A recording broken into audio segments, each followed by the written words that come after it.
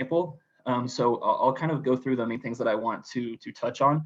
So the first thing that you guys should sort of keep in mind, for your final essay is that you want to have a title for your essay that doesn't just say family history project or something like that. You want to have a title that sort of discusses what you're going to be talking about later in your essay. So in this case, this essay I wrote was sort of, I was looking at different books that have been written about the histories of labor and race in Latin America and the United States.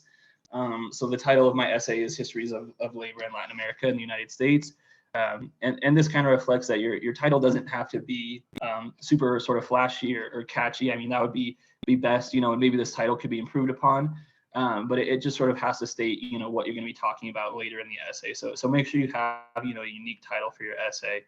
That's the first thing that shouldn't be sort of too difficult for you guys. And the next thing I want to mention is the thesis statement. So this is a paragraph. Your guys don't long, and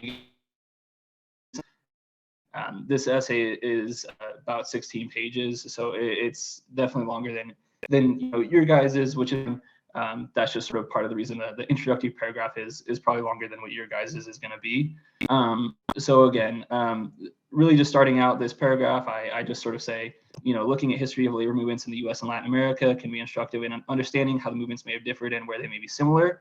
So really what I'm trying to do in this essay is compare histories that have been written about, labor in Latin America, and then historical books, that have been written about labor in the United States. So I'm kind of just setting up that topic, and this introductory paragraph kind of goes into talk about later in the essay. For essay, a common thread in histories of Latin American United States labor movements is their treatment of the Cold War. So the Cold War was sort of a big sort of a specter in it, and it sort of had a huge influence on labor and sort of the treatment of the workforce in the United States and different Latin American countries. So sort of throughout this intro paragraph, I'm sort of introducing the different things I'm going to talk about later. And then at the end here, I have my thesis statement, which is that labor and race are histories of immigration and international relations, and looking at these histories of race and labor in the United States with histories of labor in Latin America illustrates this point. So again, the thesis isn't, this isn't, I'm not making a huge claim here. It's not anything that's sort of very groundbreaking, but it is a claim, my claim being that it's important to look at these because it illustrates how these themes can be related. So it's doing that, and it's also sort of setting up what I'm going to talk about later. I'm going to talk about histories of race and labor and how they're connected, and I'm going to talk about, try to compare histories of race and labor in the United States with histories of race and labor in Latin America. So the thesis statement here is setting up my essay because it's bringing up those different points and it's making a claim. So, some of you guys can have, and it'll vary depending on your writing style, but some of you guys can have these sort of really engaging thesis statements, but they don't necessarily have to be something super out there, or something very groundbreaking, just so long as you're sort of making a claim that you're able to argue later on. It doesn't have to be sort of, super flashy or exciting. So I hope that kind of makes sense. And, as always, you guys can email me if you have questions about it. And the next point I want to talk is footnotes. So what we're looking for is footnotes whenever you're making a citation. And in this case, I'm only using secondary sources because that's just the type of essay that this is. But in your guys' case, you're using primary sources and secondary sources.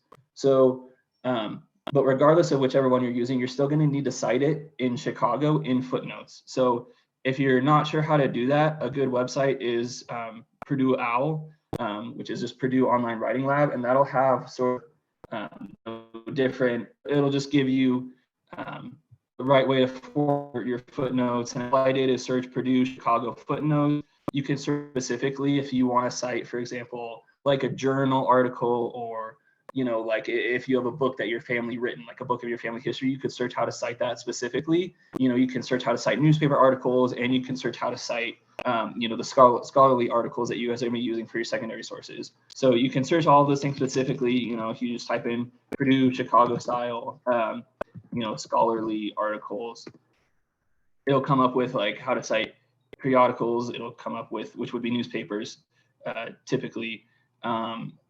And you should be able to find it on this website.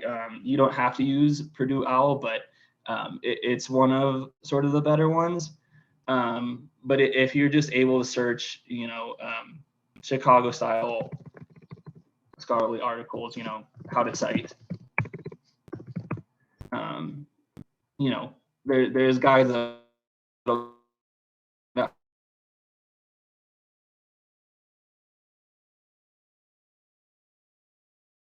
how to do that.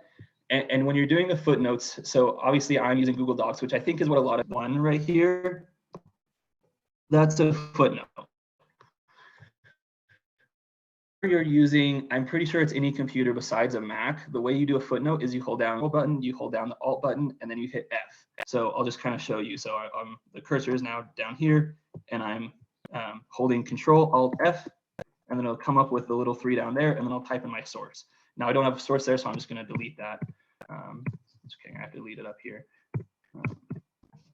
So that's how you get the footnote to come up. Now for this one, you want to cite a source whenever you're sort of using a piece of evidence that you don't know, or whenever you're citing sort of someone else in your essay.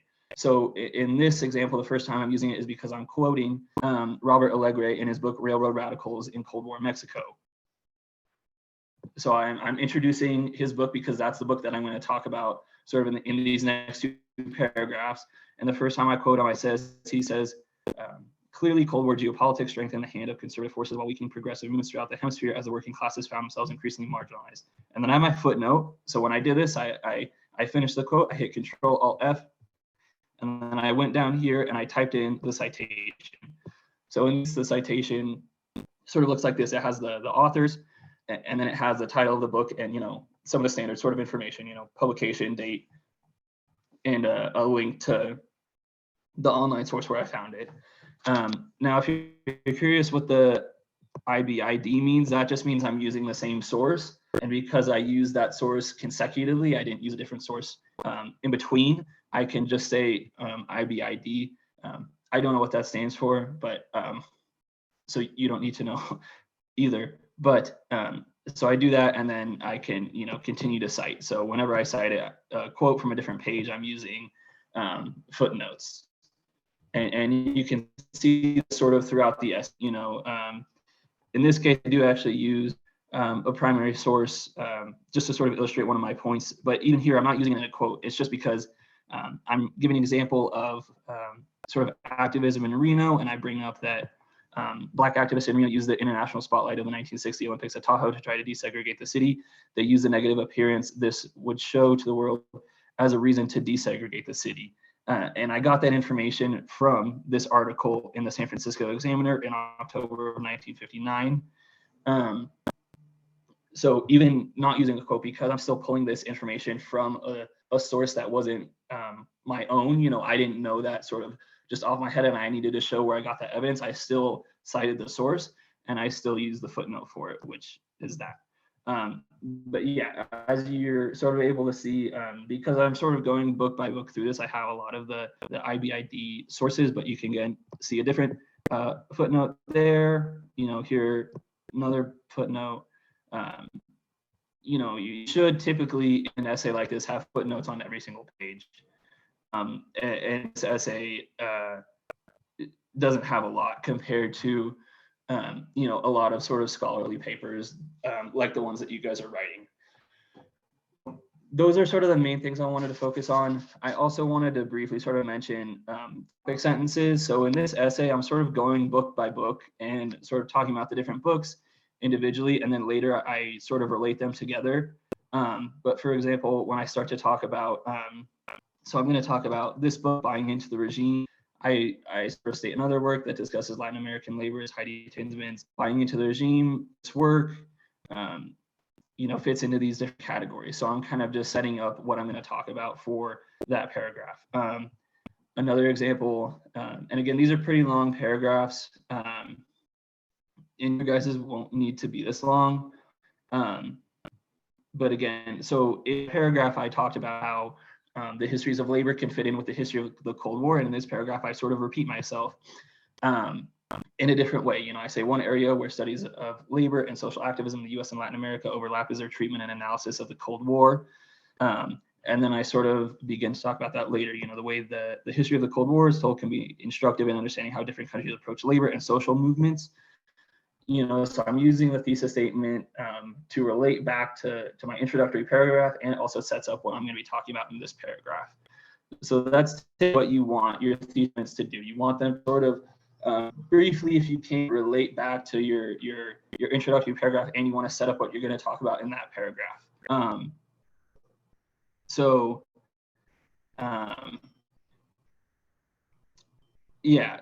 One work that crosses the line between labor movements in the United States and Latin America is Leon Fink's The Maya of Morgantown. In this work, Fink looks at a case farms plant in Morgantown, North Carolina. So again, for this essay, because it's different in your guys' essay in that I'm really sort of just analyzing the books one at a time, and a lot of times you guys are going to be sort of integrating different sources sort of throughout. But my topic sense for each paragraph are really sort of setting up what I'm going to be talking about later in that paragraph, and your guys should do the same. So in that, so I hope that sort of makes sense. The topic sense for each paragraph, it doesn't necessarily have to start by saying a specific sort of like piece of evidence or anything. It really should just set up what you're going to talk about for the rest of that paragraph. In some ways, it's like a mini thesis in that you're not setting up the whole essay, but you're setting up sort of the rest of the paragraph. So those are the main things I want to on this one is my conclusion. So you can make sure that you have a conclusion. Say conclusion should be restating what you did in your top or introductory paragraph in your thesis in a different way. So for example, this is my last paragraph. It's my conclusion paragraph, and I end it by saying the histories of the United States are connected in important ways, something several of these books demonstrate well. Labor and race in the United States are often analyzed together, and Latin American studies can put labor in different ethnic groups, professions, or classes together. Understanding these works in conjunction with each other shows the connection between race and labor and immigration and international relations. So what I've been trying to do in this essay is connect these different themes, and you can see that in my introduction as well. In my thesis statement, I say labor and histories of immigration and international relations, looking at histories of race and labor in the U.S. with histories of labor in Latin America illustrates it. So again, you see me using sort of very similar terms in both my thesis statement and the last sentence of my page. So that's really what you want to do. You want to sort of have a very sort of similar beginning and conclusion to your essay, just to sort of tie it all together.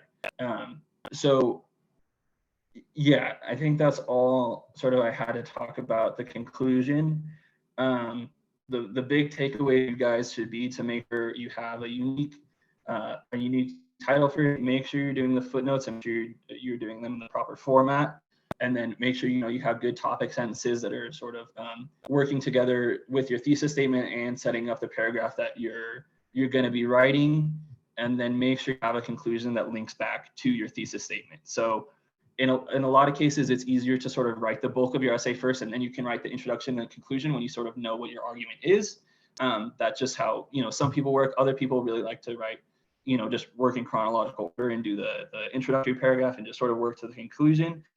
But just for when you read back, you're connecting everything together, and especially that introductory paragraph and your concluding paragraph say sort of the same thing but differently. You don't just want to copy and paste the same sentence. You want to sort of say something similar that reflects the same, but something that's still unique and different, or something that's maybe more profound.